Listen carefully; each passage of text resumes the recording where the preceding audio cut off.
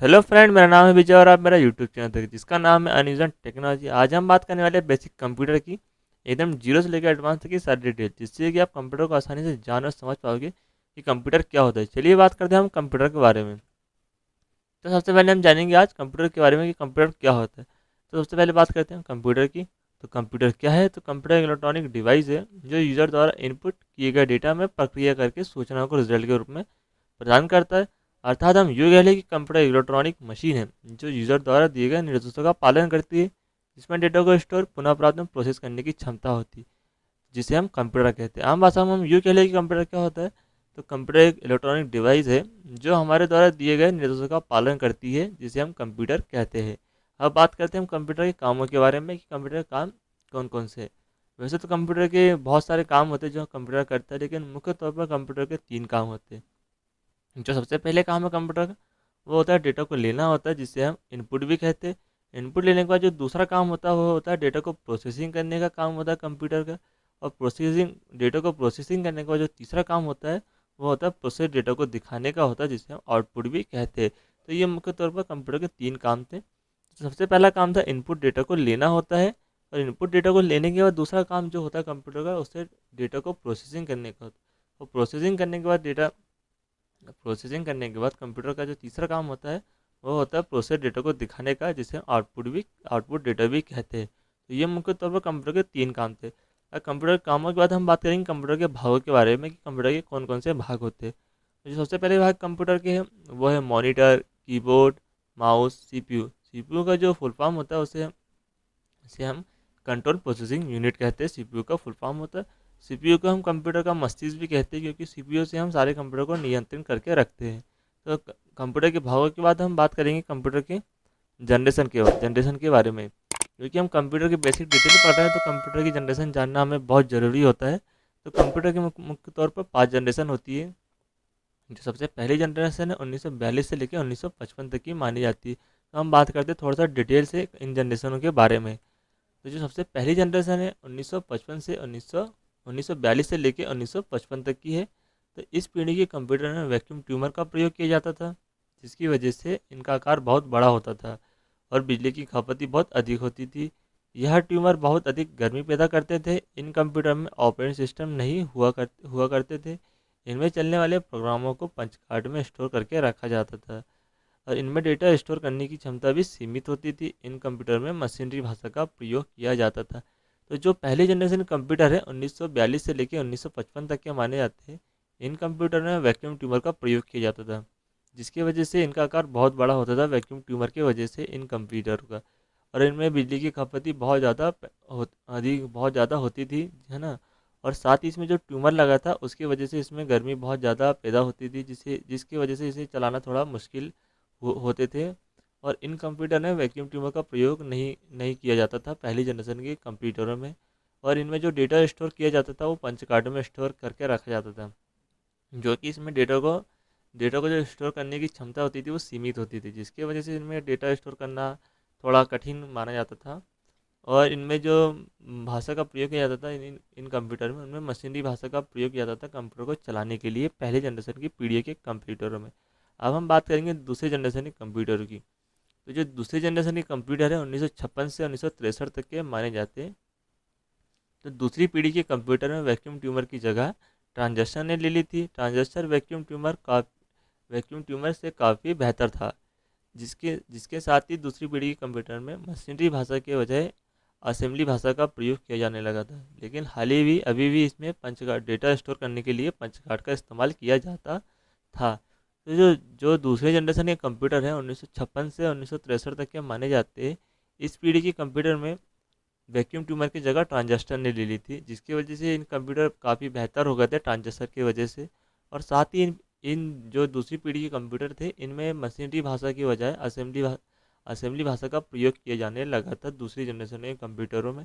लेकिन अभी भी इन कंप्यूटर में जहाँ डेटा स्टोर करते थे वो अभी भी इन कंप्यूटर में पंच कार्ड का इस्तेमाल किया जाता था डेटा स्टोर करने के लिए दूसरी जनरेशन के कंप्यूटर में भी। अब हम बात करेंगे तीसरी पीढ़ी की, जो है 1964 से 1975 तक की मानी जाती है। तो इस पीढ़ी में इनपुट लेने के लिए कीबोर्ड और आउटपुट लेने के लिए मॉनिटर का प्रयोग किया जाने लगा।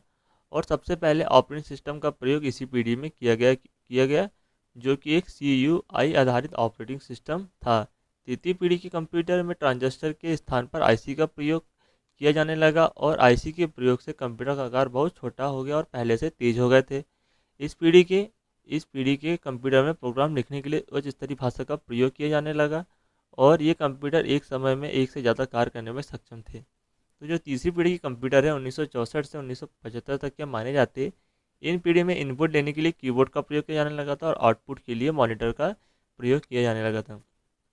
और साथ ही तीसरी पीढ़ी में सबसे पहले ऑपरेटिंग सिस्टम का प्रयोग किया गया था जो कि एक CUI आधारित ऑपरेटिंग सिस्टम थे। और इन पीढ़ियों में जो तीसरी जनरेशन के कंप्यूटर थे जिसमें ट्रांजिस्टर के स्थान पर IC का प्रयोग किया जाने लगा था, जिसके IC की वजह से इन कंप्यूटर का आकार बहुत छोटा हो गया था और ये पहले से तेज भी हो गए थे IC यूज़ करने के कारण। और इन पीढ़ी में प्रोग्राम लिखने के लिए उच्च स्तरीय भाषा का प्रयोग किया जाने लगा था तीसरी जनरेशन के कंप्यूटर में। और साथ ही उच्च स्तरीय भाषा का प्रयोग किए जाने से इन कंप्यूटर में एक से ज़्यादा कार्य करने की क्षमता क्षमता बढ़ गई थी तीसरी जनरेशन के कंप्यूटर में। अब बात करेंगे हम चौथी जनरेशन के कंप्यूटर के बारे में। तो चौथी जनरेशन के जो कंप्यूटर है 1976 से 1985 तक के चिप तथा माइक्रो प्रोसेसर चौथी पीढ़ी के कंप्यूटर में आने लगे थे। इनसे कंप्यूटर का आकार कम हो गया था और क्षमता बढ़ गई थी। चुंबकीय डिस्क की जगह अर्धचालक मेमोरी ने ले ली थी।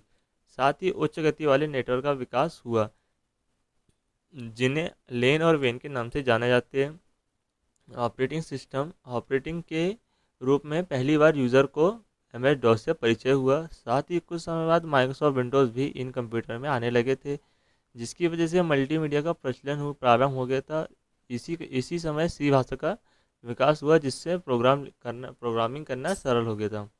तो जो चौथी पीढ़ी के कंप्यूटर है 1976 से 1985 तक के माने जाते हैं। इन कंप्यूटरों में चिप तथा माइक्रो प्रोसेसर का प्रयोग किया जाने लगा था, जिसकी वजह से इनका आकार कम हो गया था और साथ ही इनकी क्षमता बढ़ गई थी। और इन चौथी पीढ़ी में चुंबकीय डिस्क की जगह अर्धचालक मेमोरी ने ले ली थी। और साथ ही चौथी पीढ़ी में उच्च गति वाले नेटवर्क का विकास भी हुआ जिन्हें हम अभी लेन और वेन के नाम से जानते हैं। और चौथी पीढ़ी में ऑपरेटिंग के लिए सबसे पहले यूज़र को MS-DOS का परिचय हुआ था चौथी पीढ़ी में। और साथ ही कुछ समय के बाद चौथी पीढ़ी में माइक्रोसॉफ्ट विंडोज़ भी आने लगे थे, जिसकी वजह से इन कंप्यूटर में मल्टीमीडिया का प्रचलन प्रारंभ हो गया था चौथी पीढ़ी के कंप्यूटर में। और साथ ही इनमें C भाषा का भी विकास हुआ था, जिससे कि इसमें प्रोग्रामिंग करना भी और भी सरल हो गया था चौथी पीढ़ी के कंप्यूटरों में और ये और भी अच्छी गति से चलने लगे थे चौथी पीढ़ी के कंप्यूटर। अब हम बात करेंगे पाँचवीं पीढ़ी के कंप्यूटर जो कि 1985 से अब तक के कंप्यूटर माने जाते हैं।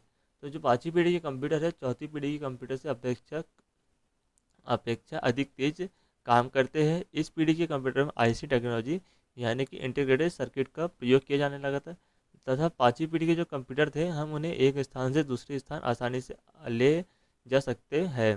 तो जो पाँचवीं पीढ़ी के कंप्यूटर जो हम जो यूज़ कर रहे हैं वो पाँचवीं पीढ़ी के कंप्यूटर माने जाते हैं। तो जो पाँचवीं पीढ़ी के कंप्यूटर उनमें IC टेक्नोलॉजी का यूज़ किया जाने लगा था, जिसकी वजह से ये कंप्यूटर छोटे हो गए थे और साथ ही बहुत तेज हो गए थे, जिससे कि हम इन्हें एक स्थान से दूसरे स्थान आसानी से ले जा सकते हैं पाँचवीं पीढ़ी के कंप्यूटरों को। अब हम बात करेंगे इनपुट और आउटपुट डिवाइस के बारे में, क्योंकि कंप्यूटर में इनपुट और आउटपुट डिवाइस जानना बहुत ज़रूरी होता है, जिससे कि हम कंप्यूटर को और भी आसानी से समझ सकते हैं कि कंप्यूटर में कि इनपुट और आउटपुट डिवाइस क्या होता है। तो चलिए बात करते हैं हम इनपुट और आउटपुट डिवाइस के बारे में। तो सबसे पहले हम बात करेंगे इनपुट डिवाइस के बारे में। तो इनपुट डिवाइस क्या है? तो जिन डिवाइस की मदद से हमारे द्वारा कंप्यूटर को किसी कार्य को करने का निर्देश देते हैं उन्हें हम इनपुट डिवाइस कहते हैं। तो इनपुट डिवाइस क्या है? तो इनपुट डिवाइस वो डिवाइस है जिन डिवाइसों की मदद से हम कंप्यूटर को किसी भी कार्य करने का निर्देश देते हैं उन्हें हम इनपुट डिवाइस कहते हैं। जैसे कि mouse, keyboard, scanner, web camera, light pen आदि ये सब इनपुट डिवाइस माने जाते हैं। तो हम सरल भाषा में यूँ कह लिए कि इनपुट डिवाइस क्या है? तो इनपुट डिवाइस वो डिवाइस है कि हम किसी भी डिवाइस को कंप्यूटर में काम करने के लिए निर्देश देते हैं तो उन्हें हम इनपुट डिवाइस कहते हैं। जैसे कि mouse, keyboard, scanner, web camera, light pen इत्यादि बहुत सारे इनपुट डिवाइस होते हैं। और इनपुट डिवाइस के बाद हम बात करेंगे आउटपुट डिवाइस के बारे में। तो आउटपुट डिवाइस क्या है? तो आउटपुट डिवाइस उन डिवाइस को कहा जाता है जिनके द्वारा हमें कंप्यूटर कंप्यूटर द्वारा किए गए कार्यों का परिणाम प्राप्त होता है, उन्हें हम आउटपुट डिवाइस कहते हैं। तो आउटपुट डिवाइस क्या क्या है? तो आउटपुट डिवाइस वो डिवाइस है जिन्हें हमारे द्वारा कंप्यूटर कंप्यूटर द्वारा किए गए कार्यों का परिणाम प्राप्त होता है, उन्हें हम आउटपुट डिवाइस कहते हैं। जैसे कि मॉनिटर, कीबोर्ड, स्पीकर, प्लॉटर आदि, ये सभी आउटपुट डिवाइस माने जाते हैं। तो आउटपुट डिवाइस का क्या है? तो आउटपुट डिवाइस वो डिवाइस है जो हमें कंप्यूटर द्वारा दिए गए निर्देशों का परिणाम प्राप्त होता है, उन्हें हम आउटपुट डिवाइस कहते हैं।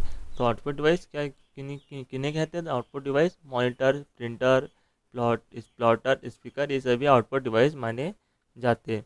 अब आउटपुट डिवाइस और इनपुट डिवाइस के बाद हम बात करेंगे हार्डवेयर और सॉफ्टवेयर के बारे में, क्योंकि हार्डवेयर और सॉफ्टवेयर भी जानना बहुत ज़रूरी होता है। तो हार्डवेयर और सॉफ्टवेयर से पहले हम बात करेंगे हार्डवेयर के बारे में कि हार्डवेयर क्या होता है। तो कंप्यूटर में प्रयुक्त होने वाले वे सभी इलेक्ट्रॉनिक भाग जिन्हें हम आंखों से देख सकते हैं और हाथों से स्पर्श कर सकते हैं, उन्हें हम हार्डवेयर कहते हैं। तो हार्डवेयर क्या है? तो हार्डवेयर वे डिवाइस होते हैं जिन्हें हम आंखों से देख सकते हैं और हाथों से छू छू छू सकते हैं, उन्हें हम हार्डवेयर कहते हैं। तो हार्डवेयर जैसे कि monitor, keyboard, hard disk, circuit, memory chip आदि, ये सभी हार्डवेयर कहलाते हैं। तो हार्डवेयर वे डिवाइस होते हैं जिन्हें हम आंखों से देख सकते हैं और हाथों से छूकर पता कर सकते हैं कि ये सभी चीज़ हार्डवेयर, हाँ, हाथों से छू करके पता कर सकते हैं, इन्हें हम हार्डवेयर कहते हैं। हार्डवेयर में क्या क्या चीज़ें आती है? तो मॉनिटर आती है, कीबोर्ड आती है, हार्ड डिस्क आती है, सर्किट आती है, मेमोरी चिप आती है और बहुत सारी चीज़ें हार्डवेयर में आती है। अब हार्डवेयर के बाद हम बात करेंगे सॉफ्टवेयर के बारे में कि सॉफ्टवेयर हम किन्हें कहते हैं। तो कंप्यूटर में प्रयुक्त होने वाले वे सभी इलेक्ट्रॉनिक जिन्हें हम आंखों से देख सकते हैं परंतु छू नहीं सकते, उन्हें हम सॉफ्टवेयर कहते हैं। तो सॉफ्टवेयर क्या है? तो सॉफ्टवेयर वे चीज़ है जिन्हें हम आंखों से देख सकते हैं परंतु छू कर पता नहीं कर सकते, उन्हें हम सॉफ्टवेयर कहते हैं। तो सॉफ्टवेयर, हम इन्हें सॉफ्टवेयर कहते हैं। कंप्यूटर में सैकड़ों की संख्या में प्रोग्राम होते हैं जो अलग अलग कार्यों के लिए लिखे या बनाए जाते हैं। उन्हें उन सभी प्रोग्रामों को समूह को सम्मिलित रूप से सॉफ्टवेयर कहा जाता है। तो सॉफ्टवेयर क्या चीज़ है? सॉफ्टवेयर वह होती है जिन्हें हम देख तो सकते हैं लेकिन छू हाथ से छू नहीं सकते, उन्हें हम सॉफ्टवेयर कहते हैं। तो सॉफ्टवेयर में क्या क्या चीज़ आती है? सॉफ्टवेयर में वे सभी प्रोग्राम आते हैं जिन्हें हम यूज़ करते हैं, जैसे कि MS वर्ड हो गया, ऑफिस हो गया, एक्सेल हो गया, ये सभी चीज़ सॉफ्टवेयर कहलाते हैं। सॉफ्टवेयर के बाद हम बात करेंगे सॉफ्टवेयर के कार्य और संरचना के आधार पर सॉफ्टवेयर को कितने भागों में बांटा गया है। तो सॉफ्टवेयर को 4 भागों में बांटा गया है। तो सबसे पहले जो सॉफ्टवेयर है उन्हें हम सिस्टम सॉफ्टवेयर कहते हैं। दूसरे सॉफ्टवेयर वे सॉफ्टवेयर है जिन्हें हम मल्टीमीडिया सॉफ्टवेयर कहते हैं। मल्टीमीडिया के बाद तीसरा सॉफ्टवेयर आते हैं एप्लीकेशन सॉफ्टवेयर आते हैं। और जो चौथे सॉफ्टवेयर है उन्हें हम सामान्य उद्देश्य के लिए सॉफ्टवेयर कहते हैं। तो ये संरचना के आधार पर सॉफ्टवेयर को 4 भागों में बांटा गया है। हमारी वीडियो अच्छी लगी होगी तो वीडियो को लाइक एंड चैनल को सब्सक्राइब करना ना भूलें, बेल आइकन जरूर प्रेस कीजिए जिससे कि आपको हमारी हर नई वीडियो का नोटिफिकेशन मिलता रहेगा, और वीडियो को लाइक करना ना भूलें।